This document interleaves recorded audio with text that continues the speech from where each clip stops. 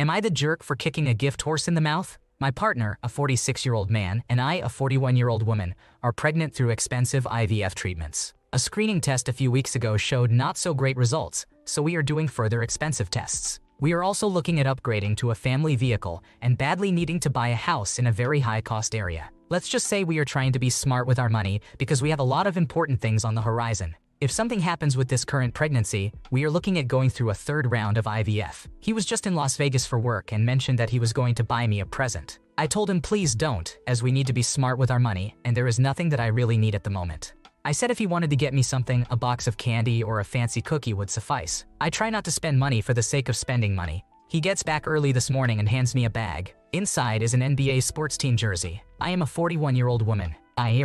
I don't dress at all sporty or in team jerseys. On top of that, he bought a size small when I would be a large. It fits like a bandage dress, but most importantly, he spent $120 on it. I am visibly upset, mostly at the cost, but also because this is just way off base. The sizing, the gift itself, the spending amount when he knows we have a lot of stress happening right now around money. To me, this is $120 down the drain as we live outside of the USA. He didn't get a receipt, and I'm unsure we will be allowed to return. He's upset because he said he was being thoughtful, but to me, this completely lacked any thought whatsoever. He knows how stressed out I have been about our finances. I asked him not to buy anything expensive and gave him very low-cost options instead, and then the gift itself is so off base as I never have worn anything like this and it does not even fit me. I know we are supposed to appreciate gifts, but given what I have said here, am I the antagonist? For more context, the jersey is my hometown team and a player I like because he is a lovely human. My partner didn't buy this for himself. He is Irish and would be an extra large. I can somewhat see his train of thought, but still, it is so off base as I don't wear sporty items and asked him not to spend a lot of money. He did bring a ton of candy back too.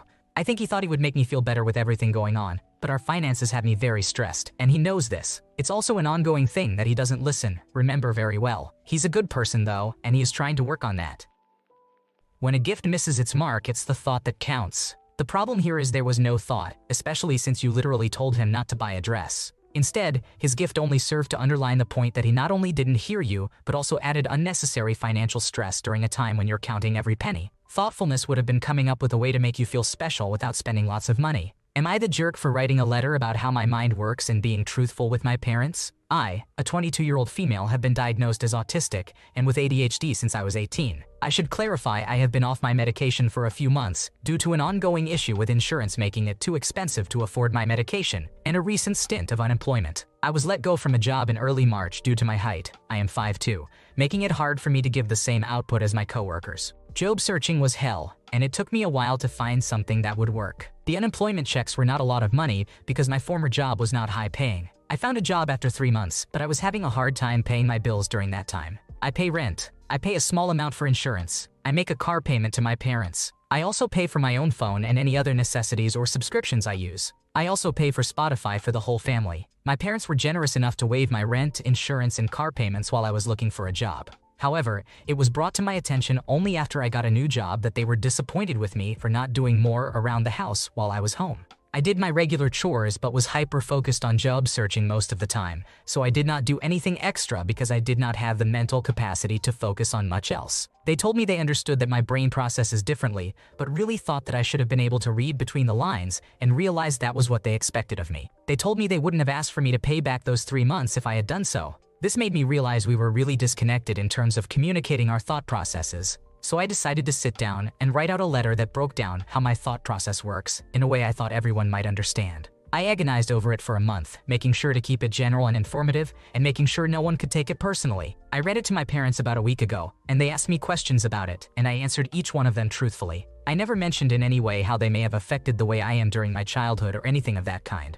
I simply answered questions that someone could get similar answers for online if they were to look it up, and told them about several helpful resources if they thought I was not good enough at explaining it. But now my parents are refusing to directly talk to or acknowledge me in any capacity. They are even going so far as to do things with my siblings and not invite me with them or tell me about them. My siblings are telling me that they are mad that I'm blaming them and that they think I should have just kept my mouth shut. I was thinking they might be right in a sense because my parents never asked me for clarification on how my mind works. I did this all on my own. I was just trying to communicate and make sure all of us were on the same page, and now I feel like I have made a mistake. Am I the asshole?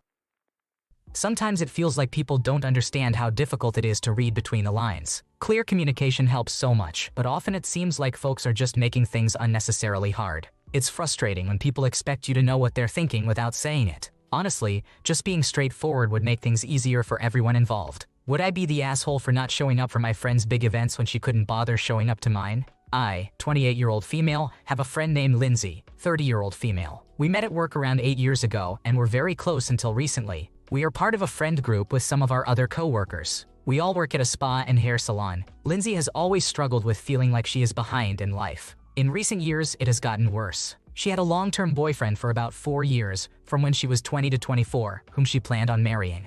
About 6 months before my wedding, they broke up. She was obviously very heartbroken, so I understood when she stepped down from the maid of honor position. However, she ended up fully pulling out of my wedding and all of our mutual friends' weddings or wedding events. She skipped all the bachelorette parties, bridal showers, and any wedding-themed activities for many years. It was hard for all of us because she was a good friend, and we wanted her to be at these events. She ended up meeting an amazing guy when she was 27, and her mental health improved. However, they have struggled with infertility. This year, my husband and I found out we were pregnant, which was a complete surprise and very scary. My husband's job was bought out by a bigger company, and he lost his job, so we had to downsize to a one-bedroom apartment until he found a new job. It was really scary, and I was hoping to lean on my close friends, like Lindsay. Because of her struggle with infertility, she did not support us at all. After we told her we were pregnant, she completely shut down. She skipped the baby shower and gender reveal, all of which were very small and only included close friends and family. She also did not come to the hospital to meet our baby girl and did not want to meet her until 8 months after she was born, when she found out she was pregnant. Now that she is pregnant, she is suddenly very excited for all these big events she is planning. They have decided to get married before the baby comes, and I have received invitations for the wedding, baby shower, and gender reveal. She even asked me to be one of her bridesmaids. Personally, ever since she refused to be part of my baby's life, and therefore my life, I have considered her to just be a coworker. I am nice to her when I see her, but we don't hang out or do things together. We do not even text or call. I felt like we weren't friends anymore. A big part of me doesn't want to show up to these big events and support her, and many of our mutual friends feel the same. She has skipped all of our big wedding and baby events, and now we are supposed to sweep things under the rug and pretend like nothing happened. One of my other friends has been struggling with infertility issues, and yet she still showed up for all of us. It feels like Lindsay could not be happy for us until she had her perfect life, and now we are expected to support her in ways she could not bother to support us. So would I be the asshole if I chose not to come to these big, upcoming events? You did nothing wrong here. You've drifted apart because she couldn't participate in your joy and only shows up when her life is perfect. These things happen all the time, and she's not the main character in your life. It's clear she's made the decision to be a fair-weather friend, and you don't have to participate in that. She might need therapy, but it's not your responsibility to provide it. Am I the jerk for refusing to take my partner home from a party after they embarrassed themselves? A coworker invited me to a housewarming party. He bought a really nice house with a large yard, a pool, and even a waterfall flowing into the pool. I wouldn't say I'm necessarily friends with him, but we're friendly and make small talk when we see each other. We don't really hang out by ourselves. He's a nice guy, but we don't have too many common interests. He told me I could bring my girlfriend. At the party, I knew about 3 out of the 40 people there. At the party, my girlfriend began complaining to me about the food options, saying they didn't follow her diet. She couldn't eat them, and the host should have gotten better food. She also complained that the paintings on the wall were tacky, the furniture was subpar, and the music was pretty lame, among other ridiculous complaints. We live in São Paulo at the moment, but we're from a region in southern Brazil where most people speak Hungaric, which is a type of German. Although it is a bit distinct from standard German, someone from Germany wouldn't understand everything I say. She complained in Hungaric, assuming that everyone at the party only knew Portuguese. However, my coworker was near us, and he responded in what I guess is standard German. I'm sorry we don't have any food that fits your dietary restrictions. If you are hungry, there is a store about 400 meters from here that closes in an hour. I'm sorry you don't appreciate the music selection. Would you like to play something? My girlfriend looked shocked, her jaw dropped, and she just stuttered for a bit. A few people snickered in the back and another guy translated what happened. She responded in Portuguese. How do you all know German? I had no idea. My coworker explained that he and 3 other people at the party used to work in Germany, and that's how they knew each other. My girlfriend pulled me aside and said she was so embarrassed and wanted to go home. I told her no, that I was having a good time here. She begged me to bring her back, saying she was so embarrassed and couldn't handle this. I told her she shouldn't talk badly about people and that she was getting what she deserved. This broke out into a screaming match. She demanded I give her the car keys, and I refused. We stayed at the party for another 2 to 3 hours. She talked to some other girls but was kind of quiet. On the ride home, we got into another argument where she said I should have taken her side. I unleashed a lot of my frustration onto her, saying she was actually the one causing embarrassment by insulting my coworker. She blamed me for not telling her he spoke German. I told her that wasn't relevant, and I never thought to bring it up. I honestly didn't know he spoke it that well. He just briefly mentioned living in Germany once at a meeting. So yeah, was I in the wrong here? You are not the cause of this issue. Your girlfriend was a guest at someone's housewarming party and complained about the food, the furnishings, and the music. She assumed people couldn't understand her, and she was wrong. If she was embarrassed, it's her own fault for being rude and ungracious. Am I the jerk for being afraid of my family's dog? So, for a bit of context, I have always had a phobia and a general dislike for dogs. It has been this way since I was born.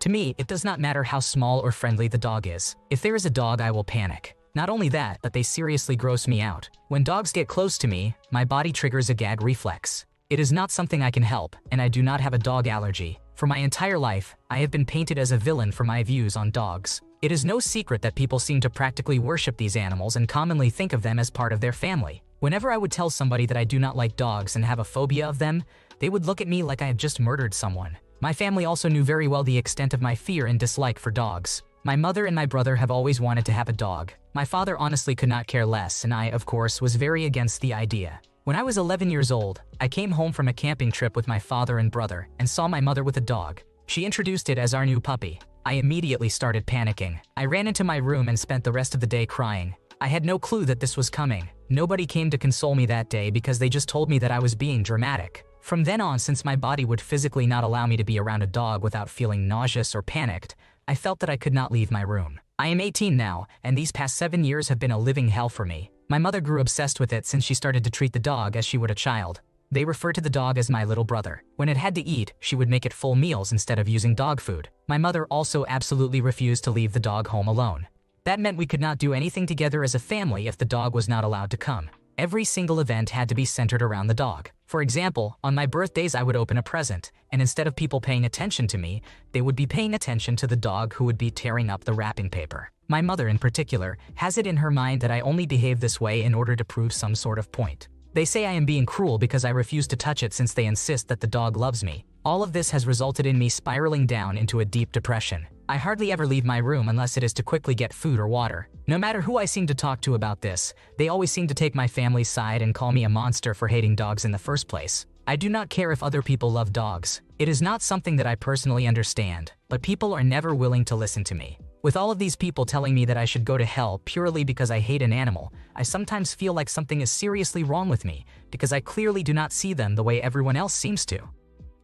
You are not at fault here, but it's crucial to seek help for your anxiety and phobia. Your ability to function outside your family will be seriously impaired if this isn't addressed. You'll inevitably encounter dogs and won't always be in a position to avoid them or ask others to make accommodations. Focus on addressing your own issues because that's all you can control, and your family does sound pretty extreme and lacking in empathy. Am I the jerk for refusing to share my friend's number after my sister's argument? Earlier today, my sister, who is 18 years old, and our mutual friend, also 18 years old, had a very heated argument which caused my sister to leave entirely and go home. It had been a long day spent walking, which meant by the evening we were all exhausted and irritable. As a result, tensions were fairly high, which resulted in a fight. I am not entirely sure of the details because when things started getting heated, I went to look for a place to stop for food. By the time I got back, my sister had stormed off and taken a bus home. I found out soon after they had been arguing about how much their friendship meant to each other and how they had been increasingly ignoring one another as the day progressed. Other than this, I know no other details of the argument. Later that evening, my cousin, who is 15 years old,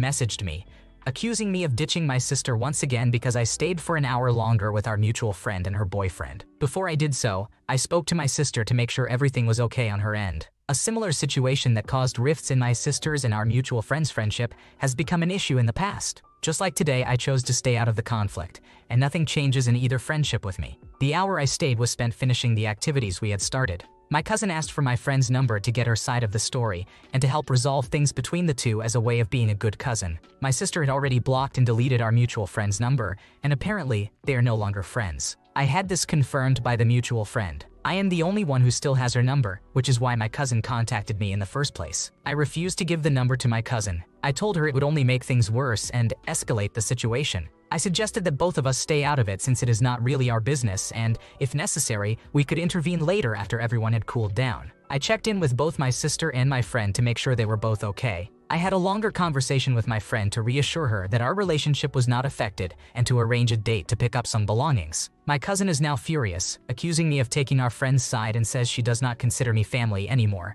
because I am not putting my sister first. My sister did not, and still has not, expressed any clear signs of disapproval or anger about me staying. So am I the asshole for refusing to give my cousin my friend's number? Am I the asshole for staying?